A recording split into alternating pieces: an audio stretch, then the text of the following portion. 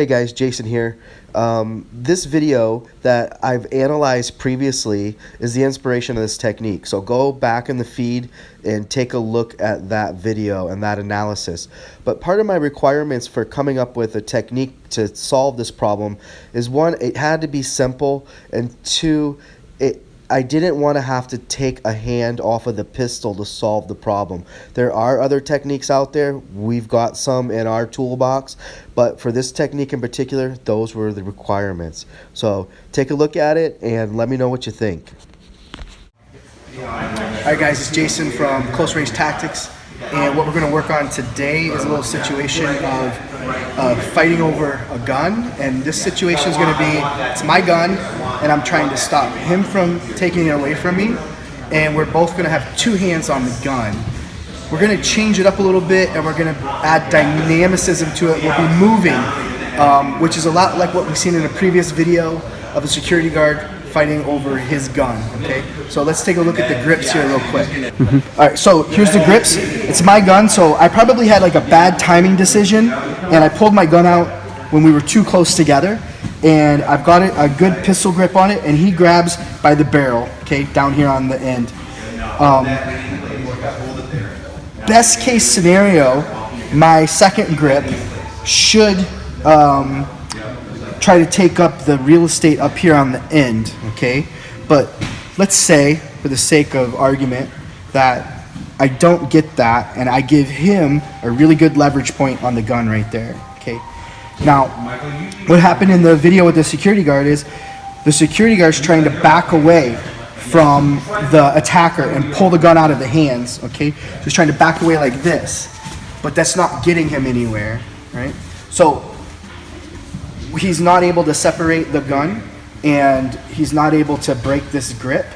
He's not able to torque it out of the hands or anything like that. So we've come up with a possible option to solve this. Here, Travis. Is that I'm going to cut my elbow over the top of this arm right here. So holding on to the pistol by the grip, I'm going to use that same elbow to come over the top of this grip here. Okay. So as I'm backing up, trying to pull this away. Now remember, that security guard had to back up because he had another shooter, somebody trying to shoot him. So he was using this guy as a meat shield, and he was trying to stay stacked. So he had no other choice but to go backwards. Okay. So as he's going backwards, he's got to break this grip. If he can plant for a second and cut that elbow in, that's going to break that first grip. Now he can step back. Okay. He might probably have a malfunction right now, so he needs to clear. He might have to go into a tap and a rack right from this position, but he's got his pistol back. Okay. Let's look at it from another angle. Travis over here now. Again, my gun, trying to keep it from being taken from me. I have my grip, bad timing decision, Travis gets the barrel, I cover, he covers, 2-on-2. I'm trying to retreat and use him as a meat shield.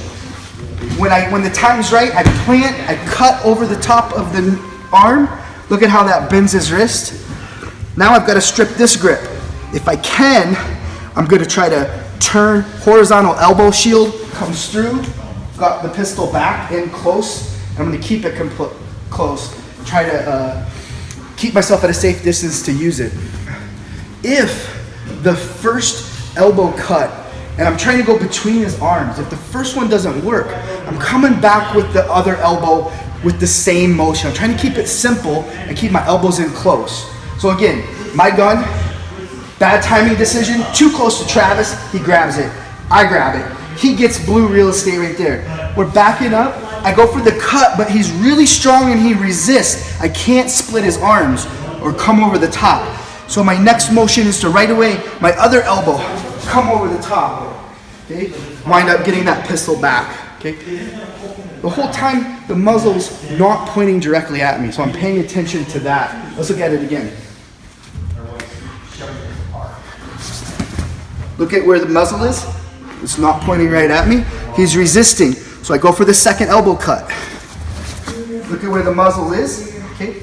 If I was carrying a round in the chamber, I could fire right now if I haven't already squeezed the trigger. Okay. And then we're going to make immediate action a part of getting the weapon back, immediately going for a tap and a rack and clear any malfunctions that we can get.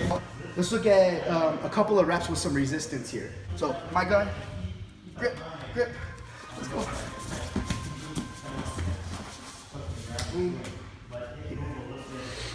So I do 2 elbow cuts on that one. My gun. Yeah. Got my gun. Good. All right, guys. Thanks for watching, and be sure to follow Close Range Tactics. Thanks.